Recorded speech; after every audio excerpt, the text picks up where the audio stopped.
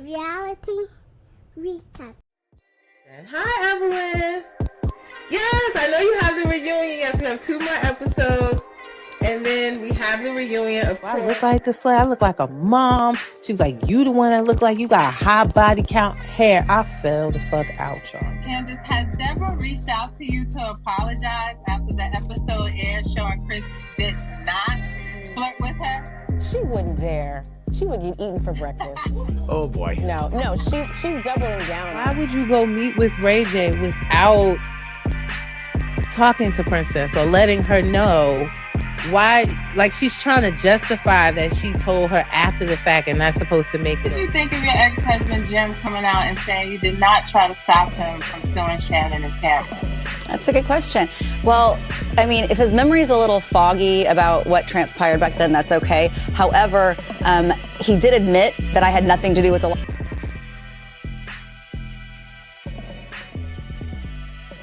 Reality recap. Reality recap.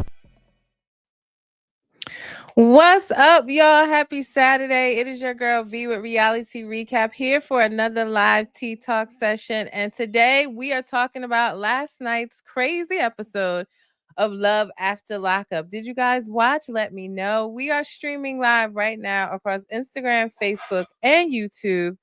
The chats are live. So please let me know your thoughts on last night's episode as I let you know my unsolicited thoughts. And please make sure you like this video, guys, from wherever you're watching from. Like this video, hit those red hearts, hit those thumbs ups. Make sure that you are subscribed to my YouTube channel. It's coming across the screen at Reality Recap 2876. You can also get to my YouTube channel from the links in my bio on Instagram and on Facebook. The links are there. So make sure, again, you guys like, share, and subscribe to my YouTube channel.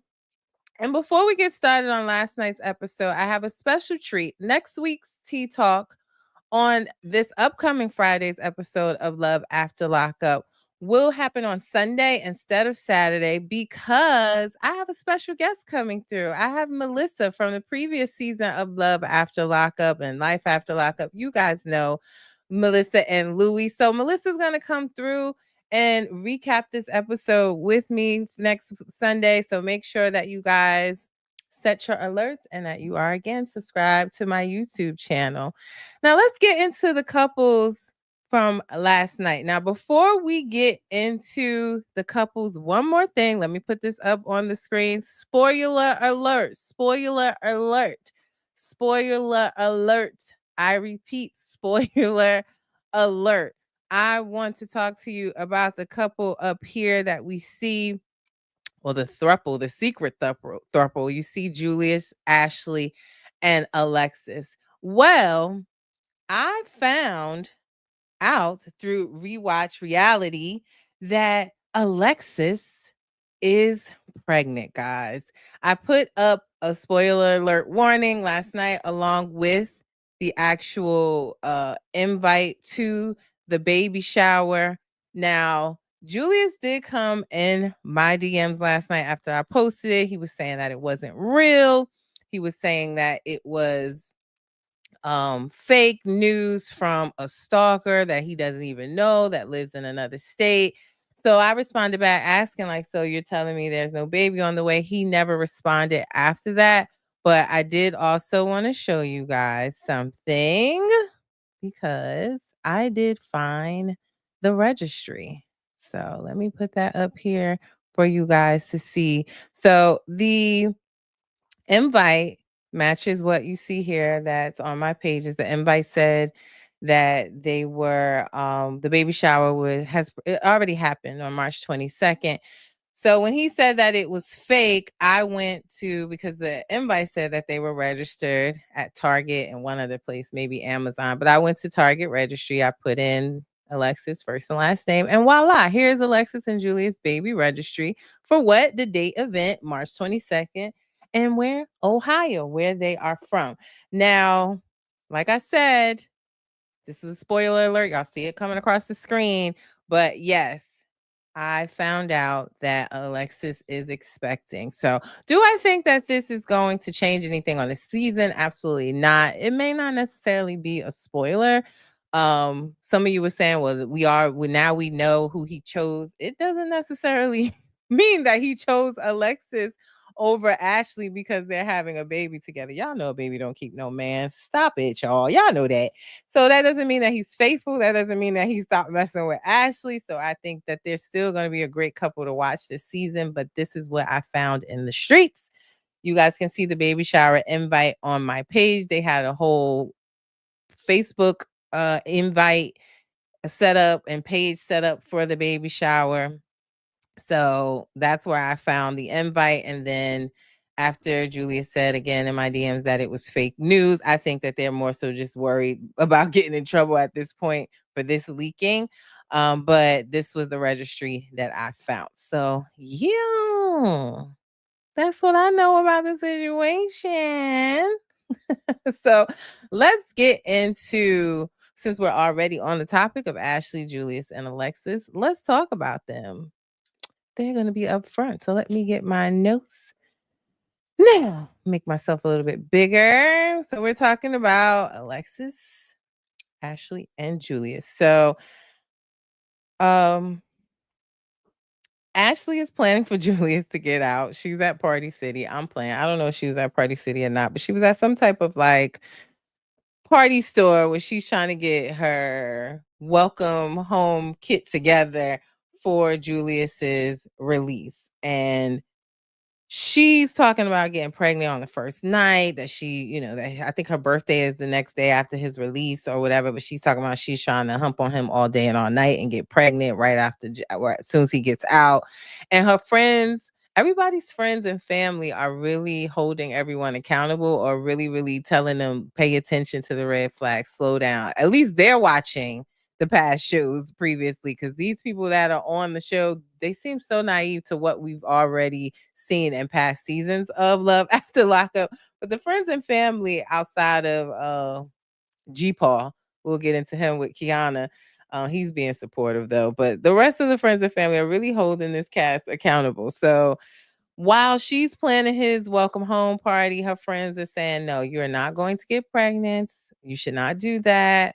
You already have 2 children. How about you get a ring first? One friend who seems like she's already gone through something similar with someone she may have dated that was locked up, she's telling her, like, look, don't even worry about getting the ring. How about you let him come out and establish that he really loves you, that he ain't playing you? So she is really excited for his release, while the girls are pointing out his red flags and saying, like, look, you remember you got a tattoo of Julius' name that was supposed to be a matching tattoo situation. You got the tattoo, he was supposed to get it, and he never got it. So they're saying, like, chill, slow down. Don't talk about you gonna get pregnant the next day he gets out of jail. Let's make sure that he actually likes you. He's really gonna be with you before we go down that road. Let's see if he come out and get the matching tattoo, since you done wrote his name on your chest. Not to mention, we already know that a woman came in her DMs and said, oh, you got my man name tatted on you, and it wasn't even Alexis. So she ain't the only one. Alexis ain't the only one. There's definitely others that have been supporting him in these 6 years that he was locked up. Now, meanwhile, while she at Party City planning the welcome home party and picking out handcuffs, honey, Alexis is on her way to pick Julius up from prison on his release date. She's outside waiting, and Julius's brother-in-law shows up. Another one of Julius's friends show up, and Alexis seems annoyed. She's annoyed because she thought that she was going to be the only one there picking him up. So she's annoyed by that, but they show up, and she's like, a little apprehensive. Let's just say that she feels like something sneaky's going on. Why couldn't he just tell her that they were showing up? Yada, yada, yada. And your intuitions are correct, sis. So go with that. But too late, based on the spoiler alert I already gave y'all at the beginning of this video. But Julius comes out with his rhinestone belt. I said, yo, these men really be frozen in time. But it had a tag hanging on it. Anybody saw that the rhinestone belt he had on had a tag hanging on it? So I don't know if it was something, because his outfit kind of kept changing in the scenes. You could tell this is edited, right? Like when he came out, he had on like some burgundy sweatpants and a white shirt. Then they were talking to him. He had the black hat on, the rhinestone belt, and the black jeans. So I don't know if that was part of his outfit that they gave back to him for when he got locked up or what. If it's from now, I don't see men wearing them anymore. But yeah, he had on his rhinestone belt. He's out there, and his friends are really, they don't seem like good friends, if I must say. But that's their age. Like, you want friends around you that are happy that you got out. They don't want to see you go back. They want to see you doing well and on the right path. But he's young. He went to jail when he was 18 years old and did 6 years. He talked a little bit about that too, that he was, selling fentanyl, and he sold to an undercover informant or confidential informant of law enforcement, and he was locked up and served 6 years. So he talked about that, and the friends are giving him Patron. They ready to smoke, hang out, and I'm saying this is his age, like it's not like he's some 30, 40-year-old man. He's what, 25 years old. So what do you expect? So I was like, what do you expect here? But he even said, he was like, this is my first time taking a drink at a legal age to be able to drink. So he's missed a huge part of his life. And that's what his friends are saying. Yo, he's missed the girls, he's missed the club. We ready to get lit, hang out.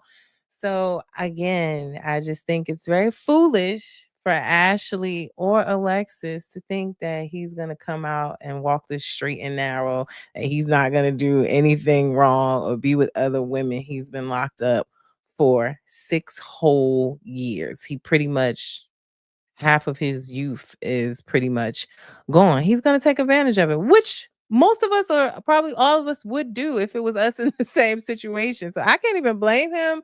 I more so blame these women for thinking or even expecting anything less from him.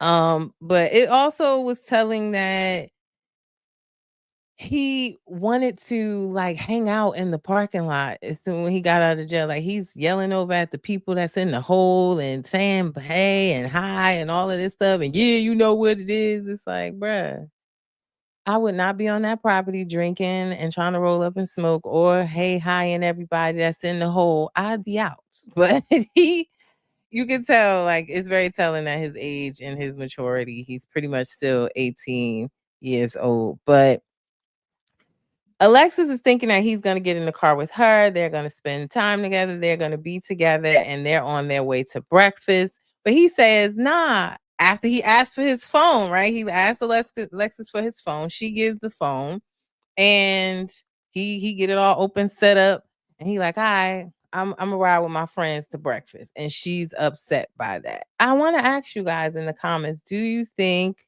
y'all let me know, do you think that she was wrong for being upset that he wanted to ride with his friends? They're all going to the same place. They're all going to breakfast. He wants to ride with them. And he's saying, like, after this, we're going to be together. I have to take a long ride from, wherever he's locked up at to where she lives. He's like, I'm going to ride with you. Then I want to ride with my friends. And she got upset by that. So y'all let me know in the comments what you think. Were you surprised by that? Do you think that she didn't handle it appropriately, or for her being upset? You guys let me know. I was like, yeah, let him spend time with his friends and we'll go to breakfast. I don't know how far breakfast was from the prison. And then, right, we're going to take this long ride together. He's coming home with me. I also saw where she was coming from as well. So I guess I'm stuck in the middle, but she was saying, look, none of these friends were there when you were locked up. They weren't helping you with money or supporting you, taking your phone calls. And now here they are ready to see you go right down the wrong path with the drinking and the smoking and the partying, and you want to hang out with them versus me. But listen, he had to get in the friend's car so he can call Alexis, right? Because that's exactly what he did. He called Alexis as soon as they got in the car with the phone he called Ashley as soon as he got in the car with the phone that Alexis brought him. So, yeah, I don't know, honey, but even with the spoiler alert, I really am interested in this couple and see where they go from here, how the things, pan out with his secret throuple. So with both of them so prepared for him to come home, we can only imagine until next week what's in store for Julius now that he is out.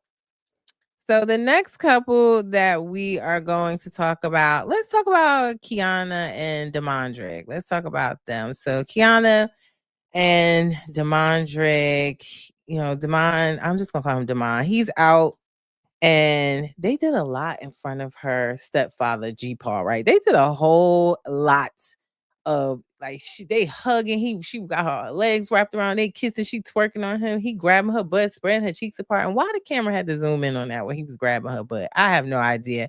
But I felt like they did a whole lot. Even in the car, they had a blanket over them, and I don't know what they was doing under that blanket. G Paul, he's such a supportive stepfather, child. He trying his best to be there for his daughter and support this relationship. I also think it's partly because, right, we know that they met as teens, Quiana and Damondrick, or Damon. I'm just gonna call him Damon, right? They met as teenagers. It seems like Damon was in school. He wanted to be a physical therapist. He was in college, and he got kind of caught up with the wrong crowd. Made bad decisions. He said he was shot in the shoulder. And after that, he always wanted to carry him a little blicky around. And he ended up, getting pulled over a couple of times with the blicky in the car, getting caught with it. He ended up serving, I think we do about 2+ years or something like that. Now, it didn't really talk much about how he ended up with like 6 kids and 3 baby mothers, but it does seem like at one point he was on the right path. So maybe that's where G-Pa is being so supportive of this relationship and just trying to see, Quiana happy and start a life with him. But they get out doing way too much PDA in front of G-Pa, if you ask me. And Kiana seemed a little naive, where I get that he's gone to school, that he was on a right path before. But what I don't think she understands, because she's saying like, he's not like any other felon. He's not like your regular old felon. We're going to start a life together, and white picket fence type mentality, a dream that she wants. But it's like, not saying that he's a bad person, but once you have a record, you are like every other felon. Whether you are or not, it's going to be hard for him to get a job, especially a high paying job. He definitely could go back to school and work towards it and see how it pans out. And I hope the best for him, but we have to be realistic. And I think that's what she's lacking. Just realizing the uphill battle is going to be from him to get his life back on track, especially with charges for a blicky, honey. That's not easy. I do, again, wish the best for him. I hope he doesn't ever return. I don't want none of these people to return back to jail. But I just hope that she realizes that it's not going to be as easy as she thinks it's going to be. I always thought once you have a record like that, it's always best to go into business for yourself, try to become an entrepreneur. I just felt like it's really the only alternative. That's just my way of thinking of having a record like that. You have to go out and do your own thing. But I just felt in that moment she was a bit naive, just thinking like, oh, he's out, we're going to start our lives. Because not to mention, he is going to be on house arrest for some time. He has to wear ankle monitor. And then after that, he's on parole for 3 years. Parole or probation. To me, they're the same. You're just locked up on the outside. So he has to 3 more years of that as well. So that's reporting to someone, that is, needing permission to leave out of the state. I don't think he has any restitutions of fines. I'm not sure, they didn't say, but that's what I'm saying. Like, it's not just, oh, he's out and that's the end of it. She has to be a little bit more realistic about their future, and him trying to get a job at house arrest and, parole for 3 years. She really has to to just, come back down to planet Earth. But they go to the halfway house where he's getting the ankle monitor put on, or supposedly. They get there and they're about 15 minutes late. And I'm saying, now, instead of jumping on him and splitting your cheeks and twerking and kissing, should have got straight in the car and went to the damn halfway house. But he got there about 15 minutes late. So 1 hour goes by, 2 hour goes by, almost 3 hours goes by before a counselor comes out and tells Quiana that Damon is not being released, that he's staying at the halfway house. They don't know for how long. They don't know when he's going to be cleared. But all they know is he ain't going home that day. And she's clearly upset. The counselor is asking for his clothes or his bags, and she didn't even give it to him. The father ended up giving it to him. And I guess she was so upset that wig was starting to slip back. Why do women keep getting on our screens with that wig hairline all the way down here? And you can clearly see, like, girl, glue it down. It's so annoying just because it distracts me when I'm trying to listen to what's happening on the TV and I'm just looking at this hairline. Like, even my husband asked me, because he was like, why do women do that? Why do they wear those things like that? He was like, why don't just, like how you do, sew it in? Right. I'm still getting sew-ins because I'm just traumatized by frontals and lace wigs. First of all, it's like wearing a scully. I know sew-ins are pretty much the same, but you can still breathe in between them parts. It's like wearing a scully in the summertime. I just can't do it. But I really just want her to fix that. I just want her to calm down and fix that wig. I do. Sorry. I don't like, I don't think she looks ugly. I'm not talking about nobody looks. I just cannot stand that wig. I really, really can't. So we'll see what happens. She ended up going home. She's clearly upset, and we don't know when he's going to be released. We know he's going to be released, because what would she do for the rest of the season? But we'll see what happens, or why he had to be detained at the halfway house, hopefully in the next episode or so. So, who is our next couple? Next couple, let's talk about. Oh, we met a new couple last night. We met these up here in the middle row, Brooklyn and Brian. Let's talk about them, shall we? So, Brooklyn and Brian. Let me go down to my notes. So, she's very confident in herself. Brooklyn says she is Beyonce. I ain't mad at it. You got high confidence, girl. Go with that. But she is a cheerleading coach, like dance coordinator for a cheerleading team. And she knew Brian in high school. It seemed like she had a crush on Brian in high school, even after they graduated, but they never actually dated. It was more like a flirtatious thing. She had a crush on him, and it didn't really go any further. They might have been, again, talking here and there, but he ended up getting locked up to serve 6 years, and she decided that she was going to date him while locked up and wait for him the entire 6 years. So I hope it works out, or it would have been a waste of 6 years. But the thing is, her family is really trying to, like, hey, keep your ears and eyes open. I care about you. How do you know that he really likes you, that he wasn't just using you to take care of him while you were in there? Because apparently Brooklyn has a trust fund. She's a trust fund baby. She received an inheritance. She said at the age of 10 years old, her mom passed away. She was complaining of headaches. She must have went to the hospital, and they allegedly, let me just say that, probably brushed it off or didn't take it seriously from a medical standpoint. And her mother passed away from a brain aneurysm. So they sued the hospital for a wrongful death suit, and they won. She said she didn't know how much money that was won from the suit, but a trust fund was set up for her and her brother. It's probably accumulated interest over time. That may be why she doesn't know the amount, but I'm pretty sure she has access to it now, because she's definitely over the the minor age to have access to the trust fund. So the family and her friends are just saying, especially her brother, are saying, don't go spending all your money on him. What is his plan? Is he going to come home and take care of you? Are you going to be taking care of him? Is he going to be living with you? Like, these are questions that, damn, he been locked up for 6 years. She's saying, I don't know. We're going to see. Like, they're saying, well, why you ain't talked about this yet? Because you definitely had enough time.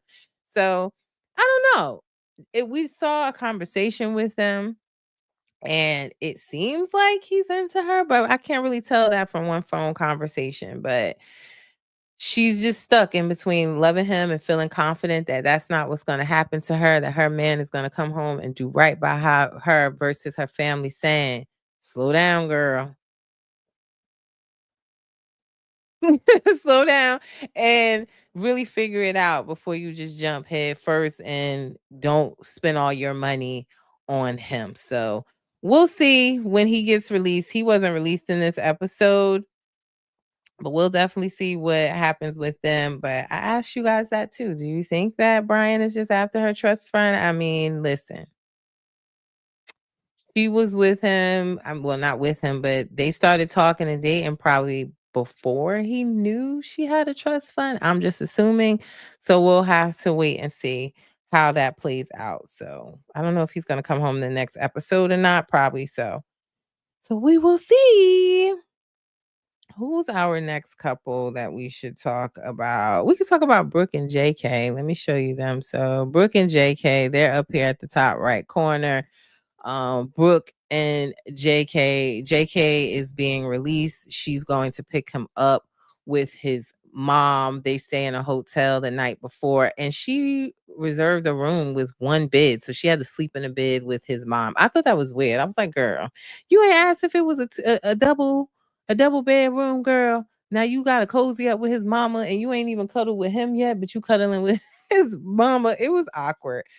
But she had a conversation with her mom, with his mom, and asking, like, listen, what was he like before he was locked up? Was he a hoe? Was he a ladies' man? Let me know. And the mom was honest. She said, like, he ain't never had a problem getting women. He's had a lot of them. He's also struggled with being faithful. So listen to mom. She's telling you facts. But she also asked about, because Brooke is worried about JK's ex-girlfriend, a girl named Alex, that he was supposedly really deep in love with, going to marry, have children with. She cheated while he was locked up, and he moved on to Brooke. But it seems like, from what he's told us, he still speaks to Alex. And the mother pretty much was saying, like, yeah, Alex is part of the family. She took care of him. She was, she's giving him money. We talk. She doesn't come around a lot, but we do talk. That's a red flag in itself, that the mom is really still close with his ex-girlfriend. Not to mention, the mom is really rallying for them to not get married right away, to not start a family right away. She's saying that he don't need to come out of one prison to go into your prison. Like, he needs to enjoy his freedom, and that's what she's rooting for. So again, the signs are there, the writing's on the wall for all of these women. We'll see if they take heed to any of it, but as we know this show to be, probably not. So it's going to get messy for Brooke and JK. Not even if it's with Alex, the ex-girlfriend, it's probably going to be with other women. So we'll see what happens when he gets out. He was being released in this episode, but we didn't get into after him being released and things like that. Yeah, so we'll probably see it in the upcoming episode. And who else do we have to talk about? Joey and Mike appear. This is our first gay couple on the show. Mike and Joey, Mike is a recovering addict. So is Joey, but Joey seems to be on the straight and narrow, recovered, doing his thing, but he loves Mike. Mike, on the other hand, has been locked up a number of times for everything being, drug related. He's a recovering meth addict. And he goes to pick him up from jail. He gives him his phone and tells him, like, look, the phone number's been changed and we did a factory reset. You don't have none of your contacts left. And Mike is seemingly upset by that, because he admitted that he's trying to use as soon as he can. The first chance he gets to use drugs again, he is going to do that. So Joey better be careful. I just worry that Joey's going to get dragged into Mike's nonsense, that he's going to, fall off the bandwagon of his recovery and sobriety from meth. And Mike, knowing how Joey just seems really head over heels, like googly eyed over Mike. And I just worry he's going to get his feelings hurt. He's going to use, and even Mike's mom said it, like, I don't want him to take Joey down with him. She says that he comes out, he does good for like a month or two, and then he goes right back. Mike has also mentioned how he's comfortable in jail. He doesn't mind being in jail. Like, he's taken care of in there. He can eat. He doesn't have to pay bills. He's cool in jail. So we'll see how that goes. But he's already admitted that's what he doesn't have a plan to come home and do right. He wants to, because he says it's his first time coming out being in a relationship, and he knows that Joey loves him so much. He wants to try to be perfect for him and try to do right, but you got to want it for yourself. And he didn't mention that at all. He didn't mention that he wants this for him at all. So that is a red flag in itself. But Joey's just like, he literally said that, just head over heels. So I hope he don't get his feelings hurt. Let's see. I'm rooting for Mike to do right. Again, I never want to see any of these people return to jail, return to drugs, none of that. So I'm rooting for him, but it's a slippery slope. Let's see how he manages on that. And then who is our last couple we'll talk about is Savvanah and Bradley. Now, Bradley comes out, and I've been saying, like, Savvanah is the toxic one. Like, even though he's the convict, she seems like the toxic one that, she tattooed his name, even though he said not to.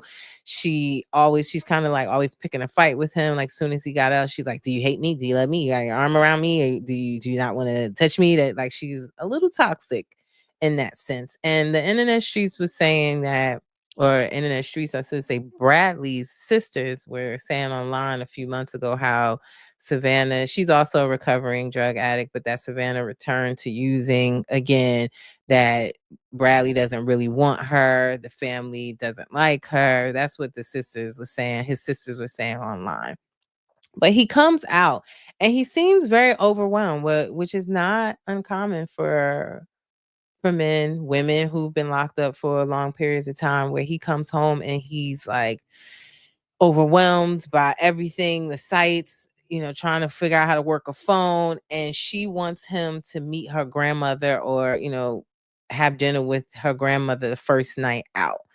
The grandmother ends up canceling, but saying that, well, your mom's going to come in in place of me. And he's like, no, I don't want to meet your mom tonight. Like, I just got out. I'm tired. We're on this long drive.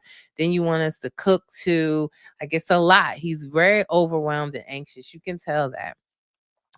But they go to the home, and Savannah's mom, she's hugging him. She loves him. But we had just saw them in Love during lockup, where they played the clip, and they even played it last night, where the mom was giving him a hard time, didn't really think that this was going to be a good couple situation. So he's already a little apprehensive because of that. Like, yo, you were just yelling at me. Now you hugging me and loving me and telling me you're happy to be home. So is this real or not? But conversation goes well. They kind of cut it a little short because he had already told her that's not really what he was trying to do his first night out, that he just wanted to get some rest. But where it gets awkward and a bit interesting, I would say, is when Savannah and Bradley go upstairs and he starts to talk about how he doesn't want to have sex with her. He seems more attracted, which was weird to me. He seems more attracted by the weight that she was when she was using drugs, which he says she was around 130, instead of being attracted to her being healthy and not using. And he said that she's at like 150. And it was awkward because he knew that he was saying something that that the viewers probably would think was harsh and mean. And he kind of stopped and like gave that look like, y'all know what I'm saying. I ain't really attracted to her, and her healthy, thick weight is how he was looking. Thank you for checking in on Instagram. Live Through Me said, you can't lift them, you can't love them. Oh my God. Nobody listened to him. Nobody listened to him. Like, I thought it was rude. And even though I was saying Savannah is the toxic one, she clearly has insecurities about her body. She talked about living most of her life being 300 plus pounds. She, in her 20s, had gastric bypass. And in the past year or so, I think she said she had a tummy tuck, but she said there was still other work to do. So I don't know if he feels like that. He agreed to pay for her BBL, then go on and do that. Then if you don't like her at that, go on and pay for her BBL because he was saying he was gonna pay for it. Then she went for the consultation. He didn't want to pay for it, but he got a job. He gonna be working at a roofing company starting that Monday. So go ahead and pay for her BBL if you don't like her body. He just seemed absolutely disgusted by her, and I just thought it was really weird that he's more attracted to her weight when she was using drugs. And then even with those pictures, all the pictures that they show, her arms was so skinny, her neck was like this. Like, it's weird that. And then he said it as if she put on like 100 pounds when it was just about maybe 20 pounds. It's not that serious, I didn't think. Tiffany, thank you for checking in on Instagram. Says 20 pounds is not much to lose at all. Right. It ain't much to lose. She put it on from being healthy. And if someone loves you, they're supposed to love you at any weight. Although they want to see you healthy, want to see you lose weight, they should love you. If they truly love you, they should love you at any weight. I just don't think this is a good couple at all. He go live through me being ignorant again, saying, bro, he was just with a bunch of dudes. Now he don't want a woman. A lot of you said that in the comments too. Some of you question his sexuality, which I don't do here, but y'all question how could he be locked up with a bunch of men and not want to sleep with her on the first night? You guys seem to think that was crazy. I did too. I was just overall just stuck on, how he just seemed like, I like, did you say y'all saw in the flyer I put up, right? Like his face looking at her when she was like touching his face and trying to kiss him. He honestly looked utterly disgusted. So I don't know. It's a weird situation. It's a weird dynamic of their couple. I think she has toxic traits. We're starting to see some of his. And his sister told us, right? In life, with it, love during lockup. Bradley's sister, who was, once friends with Savannah, said that he don't really like her. He just using her to get himself on his feet, and then he gonna go on by his business. And I'm starting to think that's true. So let's not listen to Live Through Me talking about something. If you can't lift him, you can't love him. He just playing anyway. He being silly. But I was really disturbed by that. It was really mean for him to say. And I can only imagine her thoughts when she saw that. If it is true that Savannah's already using again, and for her to see that when she already has insecurities about herself, it just wasn't nice at all. And on top of that, let's not mention Bradley ain't come out with no rock hard body himself. Like, he's sitting there in his confessional with his little box stomach under his little yellow polo. So for him to say that as if he had some rock hard out of jail body, it was rude. Like, bruh, you could work out with her. Y'all can get right together because you definitely ain't got no god body, okay? So that let's not forget that. But I mean, overall, it was a good episode. I enjoyed watching it. It was a lot of foolishness going on. Tiffany, am I right or am I right, honey? Like, what is he talking about? But yeah, we'll see what happens. I'm interested to learn more about Brooklyn. Let me put them up here big just one more time. So yeah, I'm interested in what happens with Quiana and Damondrick. Well, why is he held in the halfway house? What's going to happen there? We'll see how Julius juggles Alexis and Ashley. And if you weren't on at the beginning, I will tell you guys one more time. Let me put the banner up here. Spoiler alert. Spoiler alert with Julius, Ashley, and Alexis. So if you don't want to hear, just mute me. Don't get off my live. Just just mute me for a second. But I did post last night that Alexis is allegedly pregnant by Julius. I did come across their baby shower invite online last night. I posted a picture of it. Julius did come in my DM and say that it's fake, that it's made by some woman stalking him, that's catfishing him, that he doesn't know. But I did show you guys also that let me see. Let me put it up again. But I'll show you. I did find their baby shower registry. So I don't know unless the stalker woman also created a registry on Target that coincides with the state and that they're in. It coincides with the date of the baby shower. It happened on March 22nd, so it already passed. So everything's checking out. There's actually some purchases on the registry. Not many though. There weren't many purchases. Even looking at the invite, you can tell that most likely it's a girl that they're having, but he's saying that it's not real. I think that he's more worried about backlash from WeTV with this being out here. She really shouldn't have created a whole Facebook page for her baby shower. There was no pictures or anything. It was just the invite. And then again, when he told me it wasn't real, I came here to Target and found their registry because the invite said that as well, that they were registered at Target and I think Amazon. So spoiler alert again, like I said, guys, I definitely don't think that this is going to change them being on the show as a good thing. Some of you were saying, well, now we know who Julius chose. We don't know that. Just because he got Alexis pregnant don't mean that he ain't messing with Ashley or any other women out there. So I still think that it's going to be a good watch, that they're going to be a great couple for us to see. But yeah, that's what I found out there last night and posted it. So I did warn you guys. Spoiler alert. I warned you, so you can't be mad at me. But again, I still think it's going to be a great season. So those are my thoughts on last night's episode of Love After Lockup. Also, guys, a reminder, next week's Love After Lockup live tea talk will be on Sunday instead of Saturday because I have Melissa joining me from previous seasons of Love After Lockup. You guys know Melissa and Louie, right? So she works on Saturday, so we're going to move to Sunday. She's going to come on and give her thoughts. We're going to recap the episode together. So it should be a fun time. We can catch up with Melissa, see how her and Louie are doing now. He's thriving. He's a real estate agent as well as doing his training business. So he's thriving and doing well. Let's catch up with them and see, are they making wedding plans?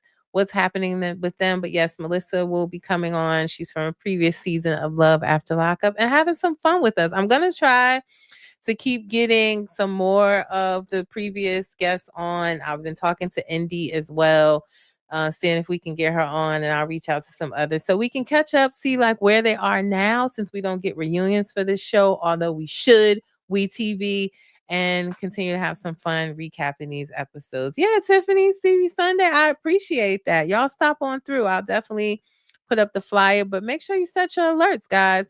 Follow me on Instagram and Facebook for all the reality news across all the trending reality shows.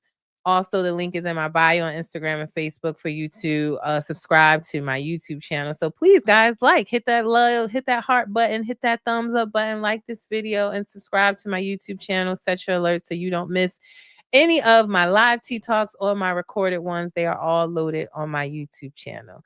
So that is it for me today. I do have to do pre-recorded episodes. I owe you guys Love and Hip Hop ATL recap from this Tuesday's episode, as well as the season finale of Real Housewives of Beverly Hills. So those will be up on my YouTube channel before the weekend is out. Y'all enjoy your Saturday. It's warm here in Jersey, so I'm going to enjoy that with my kiddos after they have their nap. But yes, before I get out of here, as I always say, reality TV stars are humans too. Let's not forget that. It's your girl V with Reality Recap. Y'all look out for my recording episodes, recaps of Love and Hip Hop ATL and of Real Housewives of Beverly Hills. Y'all enjoy y'all weekend. Peace.